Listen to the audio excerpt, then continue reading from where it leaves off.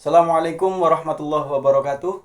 Bismillahirrahmanirrahim. Alhamdulillahirrabbilalamin. Wassalatu wassalamu ala ashrafil anbiya wal mursalin Sayyidina wa maulana Muhammadin wa ala alihi wa ashabihi ajma'in, amma ba'd.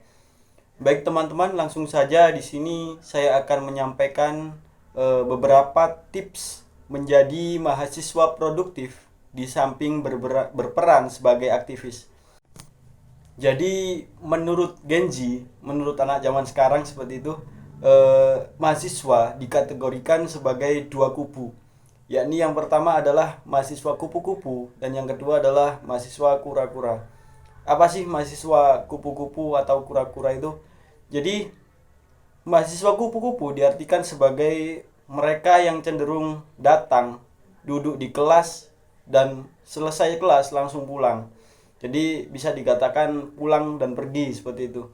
Jadi yang kedua adalah mahasiswa kura-kura.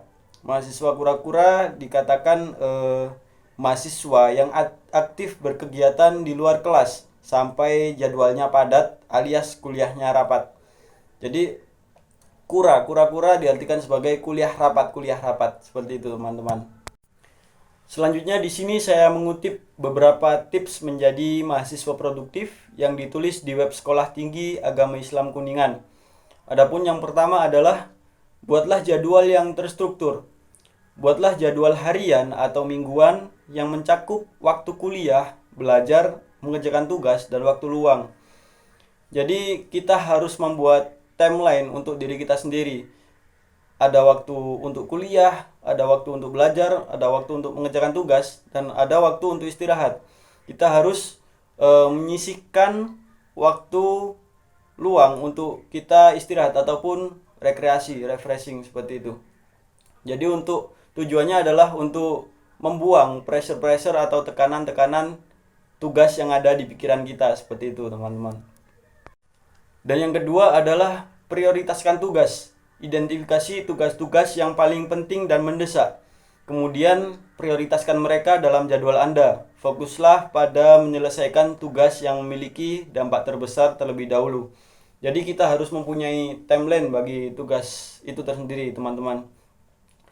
Mana tugas-tugas yang paling penting dan mendesak kita bisa mengerjakan terlebih dahulu, dan mana tugas-tugas yang menurut kita gampang dan deadline-nya mungkin lama itu bisa diselesaikan di akhir nantinya. Dan yang ketiga adalah gunakan teknologi secara efektif. Manfaatkan aplikasi dan perangkat lunak yang dirancang khusus untuk membantu memanajemen waktu dan tugas, seperti aplikasi pencatat tugas, kalender digital, ataupun platform pembelajaran online. Jadi kita mempunyai teknologi yang begitu canggih seperti handphone, Android ataupun iPhone. Kita harus pintar-pintar memanfaatkan aplikasi di dalam perangkat kita seperti aplikasi pencatat tugas, kalender digital untuk menyusun timeline tugas seperti itu, ataupun alarm dan lain sebagainya. Selain itu, Android atau iPhone teman-teman bisa dimanfaatkan sebagai tips mahasiswa produktif seperti itu. Jadi Android ataupun iPhone bisa dijadikan produktif dengan cara membuat konten, entah itu konten foto, entah itu konten video, sinematik, dan lain sebagainya. Selanjutnya kita bisa mengupload konten kita tersebut ke media sosial. Dan yang keempat adalah hindari prokrastinasi. Jangan biarkan diri kita terjebak dalam perangkap prokrastinasi atau menunda-nunda pekerjaan. Mulailah tugas dengan segera mungkin. Gunakan teknik Pomodoro buat belajar dengan lebih fokus. 25 menit full konsentrasi, lalu istirahat sebentar. Jadi percuma teman-teman kalau kita mempunyai timeline yang begitu baik terstrukturnya, tapi kita menunda-nunda pekerjaan. Itu akan memberikan efek yang buruk bagi tugas-tugas kita ataupun kesuksesan kita. Selanjutnya yang kelima adalah cari lingkungan belajar yang tepat. Jadi kita harus menemukan tempat yang tenang dan bebas gangguan untuk belajar dan mengerjakan tugas. Bagi sebagian mahasiswa mungkin memilih di perpustakaan karena memang di perpustakaan itu tenang dan dikhususkan untuk belajar. Tapi sebagian mahasiswa ada yang lebih produktif bila mereka mengerjakan tugas ataupun berpikir di kafe atau ruang studi dan lain sebagainya. Dan yang keenam adalah jaga keseimbangan antara belajar dan istirahat. Penting untuk menjaga keseimbangan antara waktu belajar yang intensif dan waktu istirahat yang cukup. Jadi jangan ragu untuk mengambil istirahat singkat antara sesi belajar atau melakukan aktivitas rekreasi yang menyenangkan untuk menghilangkan stres atau pressure-pressure yang ada di pikiran kita.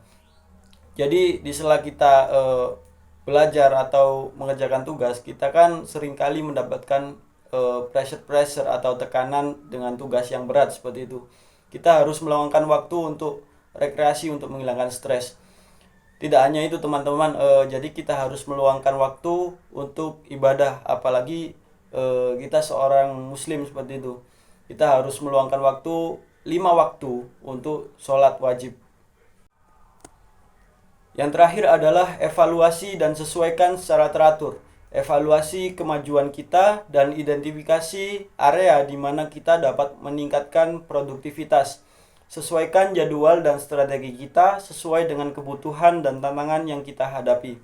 Jadi entah beberapa bulan sekali ataupun 1 tahun sekali, kita harus evaluasi tentang timeline yang kita susun tadi, di mana kita mencari waktu luang yang kita isi dengan produktivitas kita seperti itu. Oke teman-teman, jadi menurut saya pribadi produktif sebagai mahasiswa itu tidak harus selalu di akademis.